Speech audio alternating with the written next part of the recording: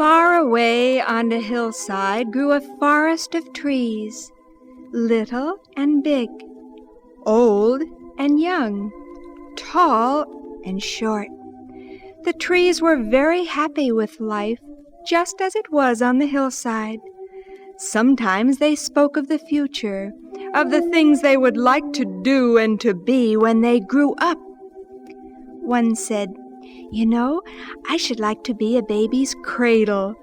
I have seen people come into this forest carrying babies in their arms, and I think a baby is the sweetest thing I have ever seen. I should like to be made into a baby's bed." A second tree spoke. "That would not please me at all. I want to be something important.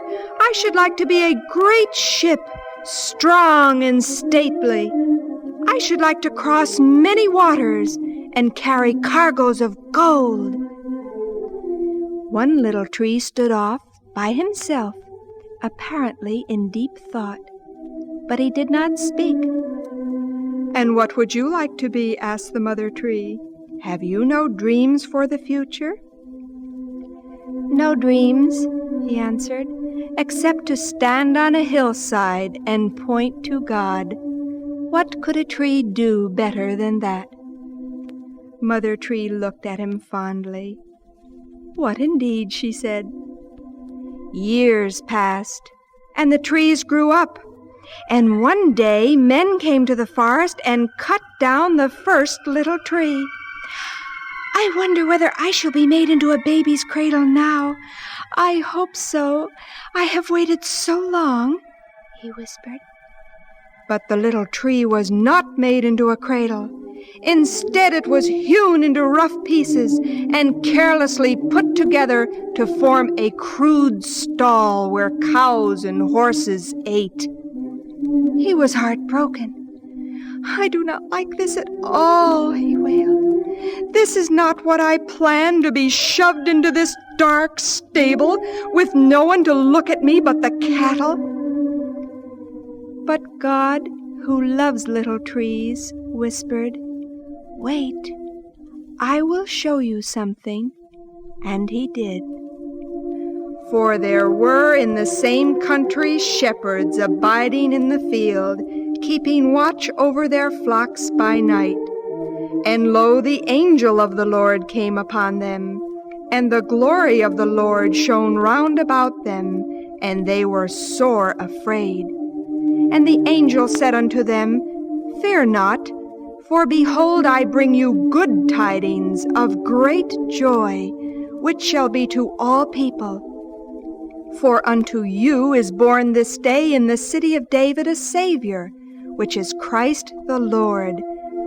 And this shall be a sign unto you. Ye shall find the babe wrapped in swaddling clothes, lying in a manger."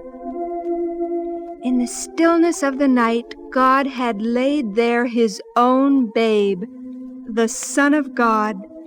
The manger just shivered with delight. "Oh, this is wonderful! In all my dreams, I never thought to hold a baby like this. This is better than all my planning.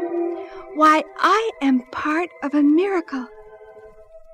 And out on the hillside, the trees of the forest clapped their hands, because their brother, the little manger, had seen his wish come true. Years passed by, and men came to the forest to cut down the second tree. "I wonder whether I shall be made into a great vessel now," this one thought. "I have waited so long. Now perhaps I shall do great things of which I have dreamed." But the little tree did not do great things. He was not made into a great vessel, but instead he became a tiny fishing boat, owned by a simple Galilean fisherman named Peter. The little boat was most unhappy. One day he stood by the shores of Lake Gennesaret and pondered, while Peter washed his nets. "To think that my life has come to this, just a fishing boat, and Peter is not even a good fisherman." But God, who loves little trees, said, "Wait, I will show you something." And he did. For out from the crowd came a person called Jesus, who entered into the little boat and sat down and taught the people. He spoke words of such wisdom, beauty, and light that the multitude and even the little boat listened eagerly. And when he had finished, he told Peter to launch out into the deep and let down his nets again. And there were so many fish that the net broke. The little boat trembled, not so much with the weight of the fish as with the weight of wonder in his heart. "This is wonderful," he whispered. "In all my dreams I never thought to carry a cargo like this.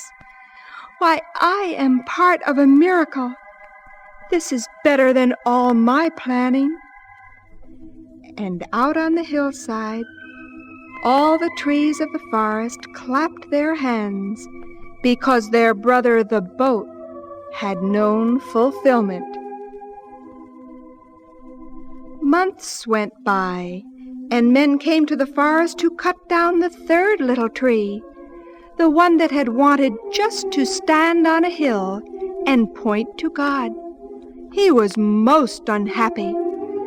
"I do not want to go into the valley," he thought.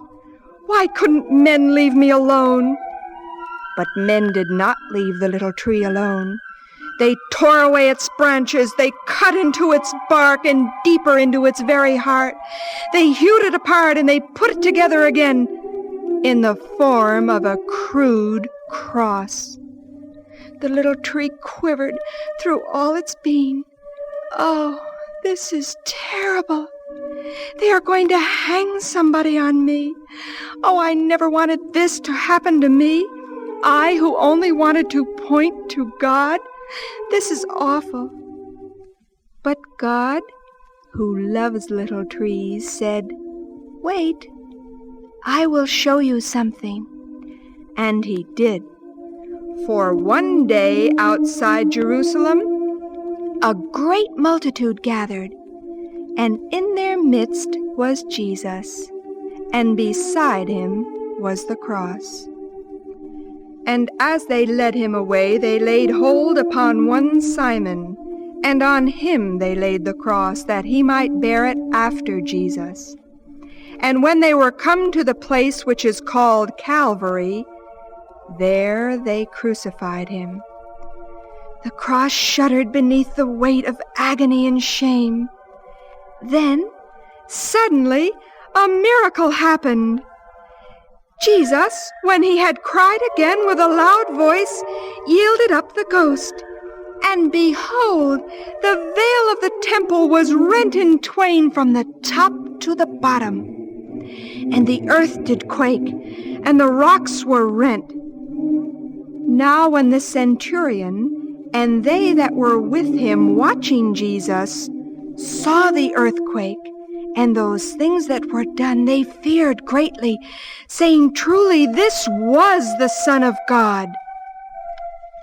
The little tree that had become a cross heard the echo of a remembered promise. "And I, if I be lifted up from the earth, will draw all men unto me." And the cross began to understand. "This is wonderful," he whispered. "I am part of a miracle. Why, in all my dreams, I never thought to point to God in this way. This is better than all my planning."